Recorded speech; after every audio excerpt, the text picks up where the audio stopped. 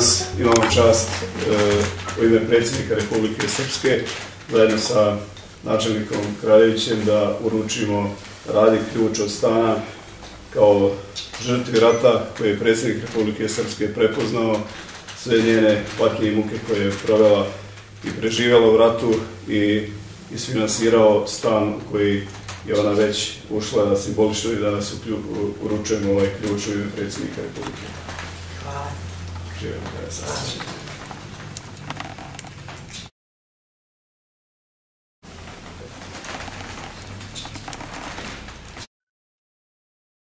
Evo ja da se zahvalim ovom prilikom predsjedniku, pa onda gospodinu Kraljeviću, načelniku. Da njega nije bilo, ja nikad ne bi dobila ništa. Tražila sam da od 1995. godine nikad nikom nije pomogao ništa, sem njega, načelnika Kraljevića. Ja vam se zahvaljujem ovom prilikom njemu prvo, pa onda predsjedniku Miloradu. Kako se osjećate danas nakon toliko godina potucanja? Presrećno, to je prvi put kako sam izbjegla da imam svoj krevet i da legnem. Imam krov nad glavom, ja i moja porodica. Evo, Vlasenica, imam zadovoljstvo danas sa načelnikom da imamo jedan sastanak koji smo već duže vrijeme planirali. Načelnik me je upoznao sa situacijom na području opštine i po pitanju privrednih aktivnosti. Svakako postoje određeni problemi, ali i htjenja da se oni prevaziđu, da se pod broj 1 zadrži stanovništvo na ovom području. Jedini način na koji može to da se uradi i da se ovdje omogući određeni proizvodni kapaciteti, da se ti ljudi zaposle i da ostanu na ovom području, što je veoma bitno za dalje napredovanje Vlasenice.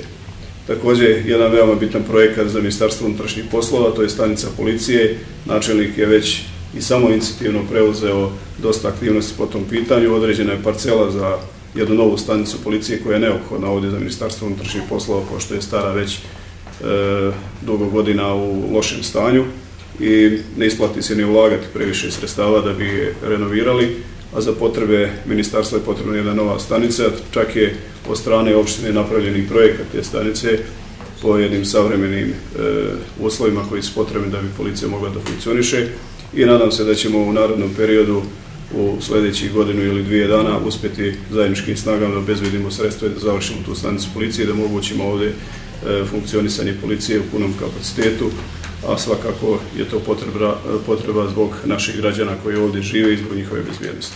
Moje zadovoljstvo danas da u gostima imam ministra unutrašnjih poslova, gospodina Lukača. Uvijek je radost kad neko dolazi iz institucija Vlade Republike Srpske. Tako je ovaj danas dan. Ministar je rekao da smo imali dosta tema. Jedna od ključnih tema je izgradnja nove policijske stanice u Vlasenici. Opština Vlasenica je pripremila se lokacijske uslove, uradila građevinsku dozvolu i uradila glavni projekat. Sada je dalje zajedno sa ministrom da ja rešavamo finansijske tokove kako po ovom pravcu očekujemo i iduće godine naravno da ćemo rešiti izgraditi ovu policijsku stanicu.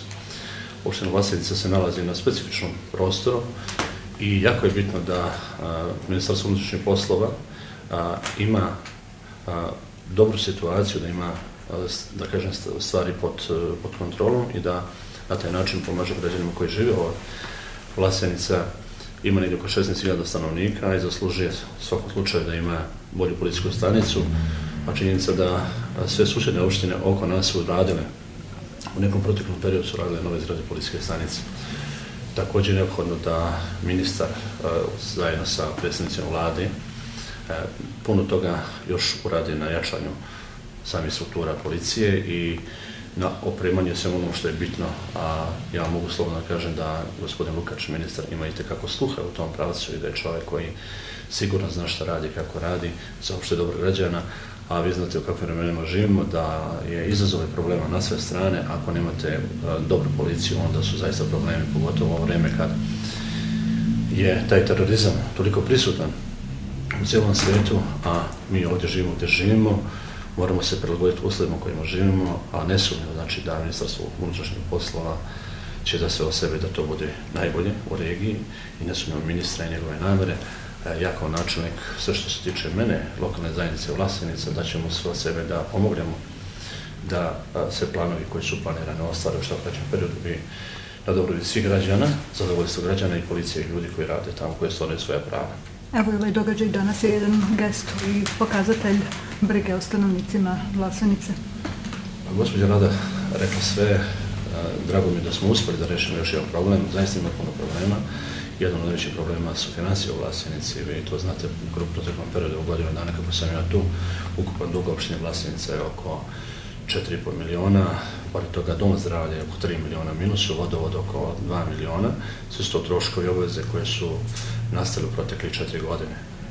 Zaista neko drugi koji je bio na ovim pozicijama je bio, da ne kažem, bahat neodgovoran i došlo je do toga da danas imamo ogromne probleme. Svaki dan ih rešavamo, zadovoljstvo je kad uspijete jednom čoveku ili jednoj porodici rešiti krov nad glavom, kao što je to gospođa Rada Gličević, žena koja je proživjela sve te torture. Ona, kad je došla kod mene prvi put, kad sam bio načelnik, krenuli smo u realizaciju pitanja njenog i sam predsjednik prvom posjetu mi rekao da će to da se reši, obezbeđena su sredstva iz budžeta, to je kabineta predsjednika. Stan je rešen, kompletno je sada uknjiženo jedan kroz jedan na nju, ona je vlasnik tog stana, da srećno živi ovo što je ostalo života sa svojom porodicom.